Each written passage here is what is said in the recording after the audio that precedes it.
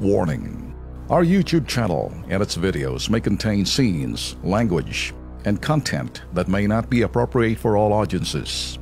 These videos include surveillance footage, undercover pursuit of suspects, actual police and rescue operations, and fearless confrontations. If you do not approve of the content, please do not watch our videos. If you wish to continue, we strongly advise that you proceed with caution. Viewers' discretion is advised.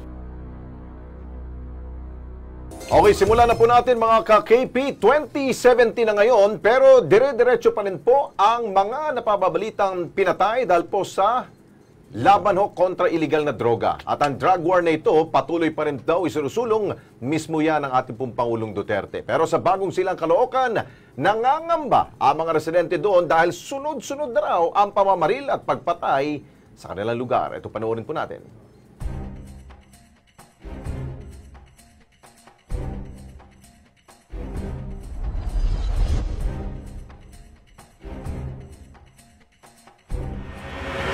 Boss, paki-picture, ano mga ilaw. Nagulantang ang mga residente ng paulanan ng mga bala ng baril ang bahay na ito sa Phase 8B, Barangay 176, Bagong Silang, Caloocan. Nangyaring pamamaril pasado alas 11 ng gabi noong 3 ng Enero, taong kasalukuyan. Nang pasukin ng mga tanod at pulisyang bahay, tumampad sa kanila ang mga duguang bangkay na kinilalang sina Jefferson Viri, 35 anyos, Wina Robles, 25 anyos at isang alias JR. Dead on arrival namang isinugod sa ospital ang 19 anyos sa si Michael Louis John Bonrosto. Ayon sa mga kapitbahay, 4 na hindi pa nakilalang lalaki na pawang nakabonet ang namaril sa lugar. Dalawang single yung dumating dito at pagkatapos, dalawa yung pumasok na namamaril, may namamaril pa rito sa labas. May nagpaputok pa rito sa labas. Bali, 4 katao na mga nakamas tsaka nakasumblero.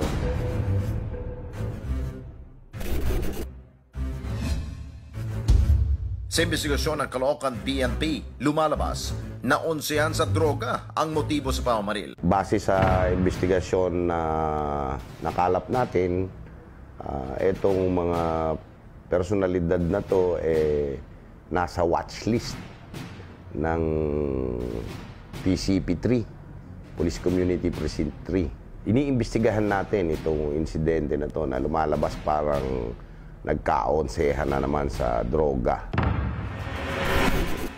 Ang ikinababahala ng otoridad, hindi pa rin natatapos ang investigasyon sa naunang brutal na pamamaril sa Phase 8A sa naturang barangay rin ng Bagong Silang noong December 29, 2016, kung saan 5 kataong patay at 2 sugatan. Ang mga biktima puro kabataan. Bukod sa away fraternity, issue rin sa droga ang tinitingnang anggulo sa naunang pamamaril. Nahuli ang isa sa 4 na mga suspect na si Wahab Arimpo, 21 anyos. Bagamat parehong estilo ng pamamaslang, paglilinaw ng PNP, magkaibang kaso ang dalawang insidente. Ang Barangay 176 sa Bagong Silang, Caloocan ang pinakamalaking barangay sa Pilipinas.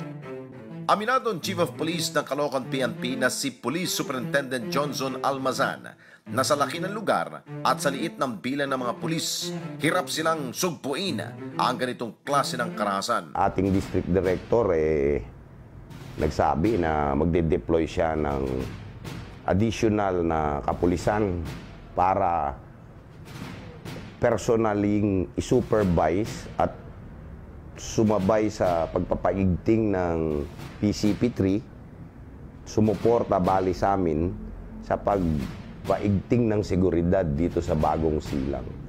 So, nangako din ang punong barangay na gamit sila ng sasakyan nila na magagamit ng ating kapulisan na idadagdag doon para mapatrolya.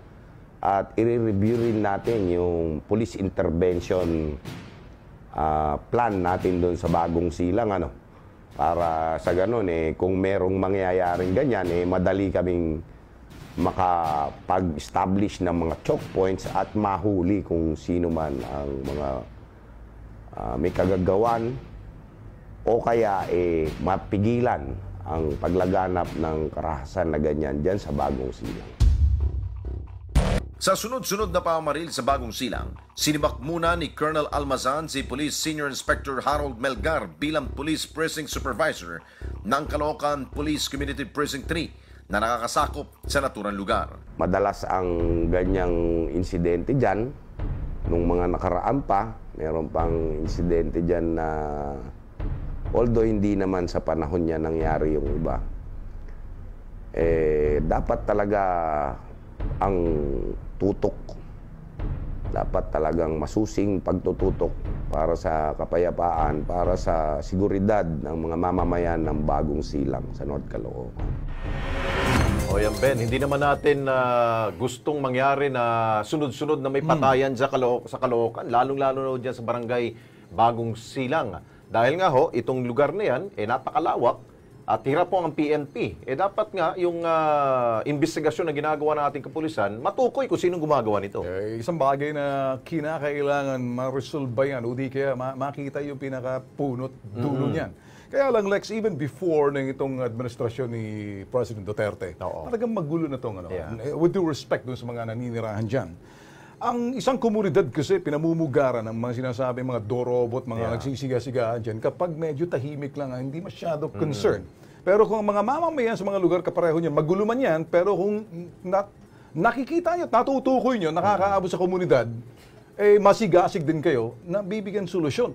Namamayagpag kasi yung mga sinasabing vigilante group at ang mga masasamang loob dyan, lalong lumalakas ang loob kapag wala masyado nagsasalita, pinagkakaubayan na lang natin sa pulis. Kaya nga ang tanong natin kanina, Ben, yung barangay chairman ho ng Bagong Silang, ano ba hong ginagawa ho ninyo dyan? Ay, nako. Dapat nga ho kayo ang magsimula ng anumang mga aksyon ho dyan. Kung ayaw ho nyo mabahiran ang inyong barangay na haven ng mga kriminal, dapat kumilos ho kayo, chairman. Sa bagay, tama ka dyan, Lex. Pero ako, para sa akin lang, bawat sektor ng sinasabing lugar dyan sa Bagong Silang, maging masigasig ang lahat. Kasi kung hindi, talagang mamamayagpag yung mga vigilante tulad nito mga nangyayari dito. Hindi malaman kung sino. Kaya yung ibang mga dilawan dyan, sinasabi, extrajudicial killing na lang. Tuturo mo ngayon doon sa PNP. Yan ang problema.